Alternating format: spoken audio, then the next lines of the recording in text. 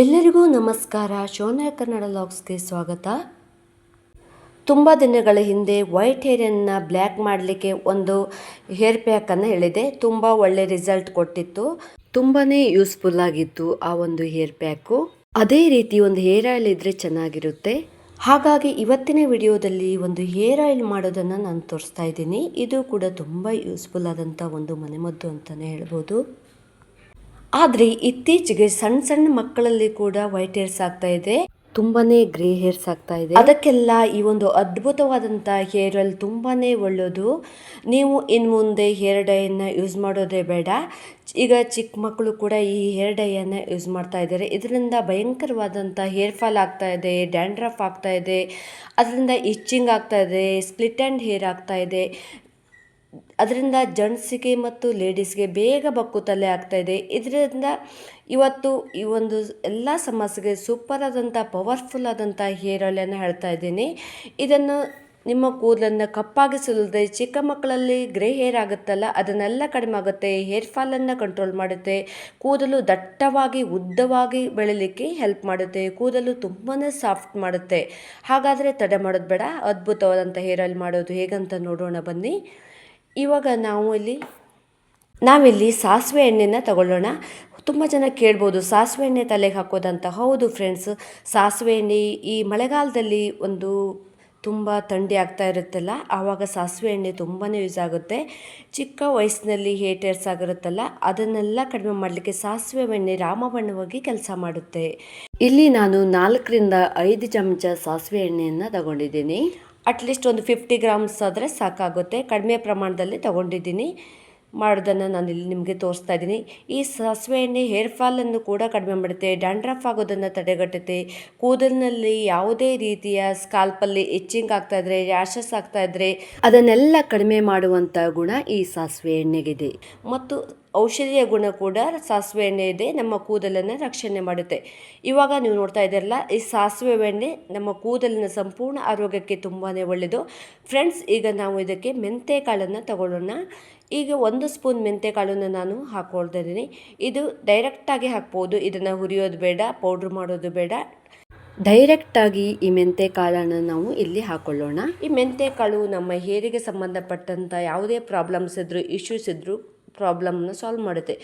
ಕೂದಲಲ್ಲಿ split and hair ಆಗ್ತಾಯಿದ್ರು, dandruff ಆಗ್ತಾಯಿದ್ರು, ಬೇಗ body heat ಆಗಿ ಕೂದಲು ಉದುರುವಂಥ ಚಾನ್ಸಸ್ ಇರುತ್ತೆ. ಜೆಂಟ್ಸಲ್ಲಿ ಅದರಲ್ಲಿ ಬೊಕ್ಕುತಲೆ ಆಗ್ತಾ ಇರುತ್ತೆ. ಅದನ್ನೆಲ್ಲ ಕಡಿಮೆ ಮಾಡುವಂಥ ಗುಣ ಈ ಮೆಂತೆ ಕಾಳಿಗಿದೆ. ಕೂದಲು ತೆಳ್ಳುವಾಗಿರುತ್ತೆ, ಹುಲ್ಲಿನ ಥರ ಆಗಿರುತ್ತೆ. ಅದಕ್ಕೆ ಯಾವುದೇ ರೀತಿಯ ಸಾಫ್ಟ್ ಆಗಲಿ ಶೈನ್ ಆಗಲಿ ಗುಣ ಅದಕ್ಕೆ ಇರೋದಿಲ್ಲ. ಈ ಮೆಂತೆ ಕಾಳಿನಲ್ಲಿ ಕೂದಲಿಗೆ ಬೇಕಾಗಿರುವಂಥ ಪ್ರೋಟೀನ್ಸ್ ಇದೆ, ಅಮಿನೋ ಆಸಿಡ್ಸ್ ಇದೆ. ಇವೆಲ್ಲವೂ ಕೂದಲನ್ನು ಬೆಳಲಿಕ್ಕೆ, ಕೂದಲು ಯಾವ ರೀತಿಯಾದರೂ ಡ್ಯಾಮೇಜ್ ಆಗಿದ್ರು ಕೂಡ ರೀಗ್ರೋತ್ ಮಾಡುವಂಥ ಗುಣ ಈ ಮೆಂತೆ ಕಾಳಿಗಿದೆ. ಮೆಂತೆ ಕಾಳಿನಲ್ಲಿ ಕೂದಲಿಗೆ ಬೇಕಾಗಿರುವಂಥ ಮುಖ್ಯವಾದ ನ್ಯೂಟ್ರಿಯೆಂಟ್ಸ್ ಅಂತ ಇದೆ. ಮೆಂತೆ ಕಾಳು ಡ್ಯಾಂಡ್ರಫ್ ಆಗಿದ್ರು ಕೂಡ, ಸ್ಕಾಲ್ಪಲ್ಲಿ ಯಾವುದೇ ರೀತಿಯ ನ್ಯೂಟ್ರಿಯೆಂಟ್ಸ್ ಕೊರತೆ ಆಗಿದ್ರು ಅದನ್ನೆಲ್ಲ ಕಡಿಮೆ ಮಾಡುತ್ತೆ.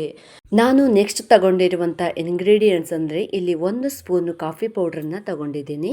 ಕಾಫಿ ಪೌಡ್ರ್ ಅಂತೂ ತುಂಬಾನೇ ಒಳ್ಳೆಯದು. ಈ ಕಾಫಿ ಪೌಡ್ರಲ್ಲಿ ಕೆಫಿನ್ ಅಂಶ ಇರುತ್ತೆ. ಇದು ನಮ್ಮ ಹೇರ್ ಗ್ರೋತ್ ಅನ್ನ ಸ್ಟಿಮ್ಯುಲೇಟ್ ಮಾಡಿ ಹೇರ್ ಫಾಲ್ ಅನ್ನ ಕಡಿಮೆ ಮಾಡಲಿಕ್ಕೆ ಒಳ್ಳೆಯ ಅಂಶ ಈ ಕಾಫಿ ಪೌಡ್ರಲ್ಲಿ ಇದೆ. ಈ ಕಾಫಿ ಪೌಡ್ರನ್ನ ಈ ಸ್ಕಾಲ್ಪಿಗೆ ಅಪ್ಲೈ ಮಾಡೋದ್ರಿಂದ ಬ್ಲಡ್ ಸರ್ಕ್ಯುಲೇಷನ್ ತುಂಬ ಚೆನ್ನಾಗಿ ಆಗುತ್ತೆ.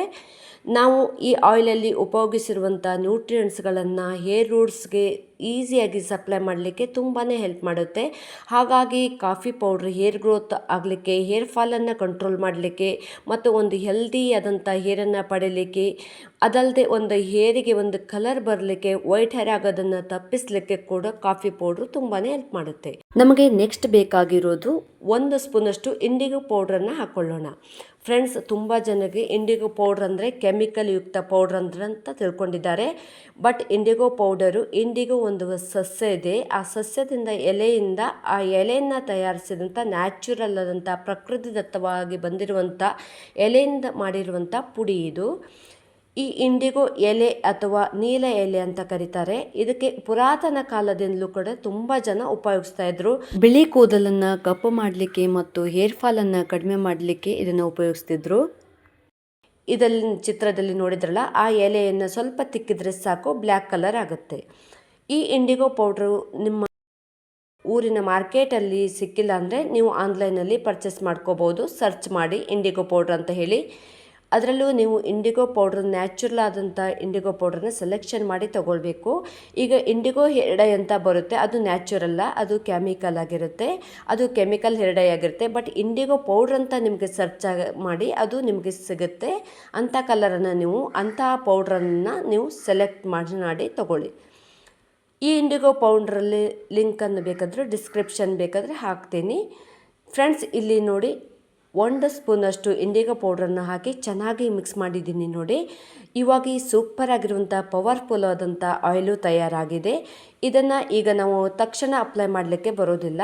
ಇದನ್ನು 4 ದಿನಗಳ ಕಾಲ ನಾವು ಹಾಗೆ ಬಿಸಿಲಲ್ಲಿ ಇಡಬಾರ್ದು, ಮತ್ತು ಯಾವುದೇ ಲೈಟು ಅಥವಾ ಹೀಟ್ ಇರುವ ಒಲೆ ಹತ್ರ ಸ್ಟವ್ ಹತ್ರ ಇಡಬಾರ್ದು. ಇದನ್ನು ಒಂದು ತಣ್ಣಗಿರುವ ಪ್ರದೇಶದಲ್ಲಿ ಇದನ್ನು 4 ದಿನ ಇಡಬೇಕು. ಈಗ ನೋಡಿ 4 ದಿನ ಆದಮೇಲೆ ಈ ರೀತಿ ಒಂದು ಅಂಶ ಎಲ್ಲ ಪದಾರ್ಥಗಳು ಸತ್ವ ಬಿಟ್ಕೊಂಡಿರುತ್ತೆ. ಆವಾಗ ನಿಮಗೆ ಒಂದು ಸೂಪರ್ ಆಗಿರುವಂಥ ಒಂದು ಹೇರ್ ಆಯಿಲ್ ರೆಡಿಯಾಗಿರುತ್ತೆ. ಇಷ್ಟು ಚೆನ್ನಾಗಾಗಿದೆ ನೋಡಿ ಈ ಹೇರ್ ಆಯಿಲು. ಇದನ್ನು ನೀವು ವಾರಕ್ಕೆ 2 ಸಲ ನಿಮ್ಮ ಕೂದಲಿಗೆ ನೀಟಾಗಿ ಕೂದಲಿನ ಬುಡಕ್ಕೆ ನೀವು ಅಪ್ಲೈ ಮಾಡಬೇಕು. ಇದನ್ನು ನಿಮ್ಮ ಕೂದಲಲ್ಲಿ ಮಿನಿಮಮ್ 4 ಗಂಟೆಗಳ ಕಾಲ, ಹಗಲೊತ್ತಾದರೂ 4 ಗಂಟೆ ಇರಬೇಕು. ರಾತ್ರಿ ನೀವು ಅಪ್ಲೈ ಮಾಡಿದರೆ ತುಂಬ ಒಳ್ಳೆಯದು. ಇದನ್ನು ನೀವು ರಾತ್ರಿ ಅಪ್ಲೈ ಮಾಡಿದಾಗ ನಿಮ್ಮ ಪಿಲ್ಲೋ ಕವರ್ಗಳಿಗೆ ಒಳ್ಳೆಯ ಪೇಪರ್ ಆಗಲಿ ಇಲ್ಲ ಹಳೆಯ ಬಟ್ಟೆನಾಗಲಿ ಪಿಲ್ಲೋ ಕವರ್ ಮೇಲೆ ಹಾಕಿ ನಿಮ್ಮ ತಲೆಯನ್ನು ಇಟ್ಟು ಮಲ್ಕೋಬೇಕು. ಏಕೆಂದರೆ ಬೇಗ ನೀವು ಎಣ್ಣೆ ಜಾಸ್ತಿ ಅಪ್ಲೈ ಮಾಡಿರ್ತಾರಲ್ಲ, ಪಿಲ್ಲೋ ಕವರೆಲ್ಲ ಗಲೀಜಾಗೋ ಚಾನ್ಸಸ್ ಇರುತ್ತೆ. ಇದನ್ನು ದೊಡ್ಡವರಿಂದ ಹಿಡಿದು ಚಿಕ್ಕವರು ಕೂಡ ಚೆನ್ನಾಗಿ ಅಪ್ಲೈ ಮಾಡ್ಕೋಬಹುದು.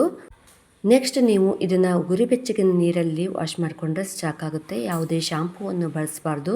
ಒಂದು ವೇಳೆ ಸೀಗೆಕಾಯಿ ಪೌಡ್ರು, ಅಂಟ್ಲಕಾಯಿ ಪೌಡ್ರ್ ಇದ್ದರೆ ಅದು ಕೂಡ ನಿಮ್ಮ ಕೂದಲನ್ನು ಒಂದು ಡ್ಯಾಂಡ್ರಫನ್ನು ಕಡಿಮೆ ಮಾಡಲಿಕ್ಕೆ, ಹೇರ್ ಫಾಲನ್ನು ಕಡಿಮೆ ಮಾಡಲಿಕ್ಕೆ ತುಂಬ ಒಳ್ಳೆಯದು. ಅಂಥ ಹೋಮ್ ರೆಮಿಡಿಗಳನ್ನು ಯೂಸ್ ಮಾಡಿ ನೀವು.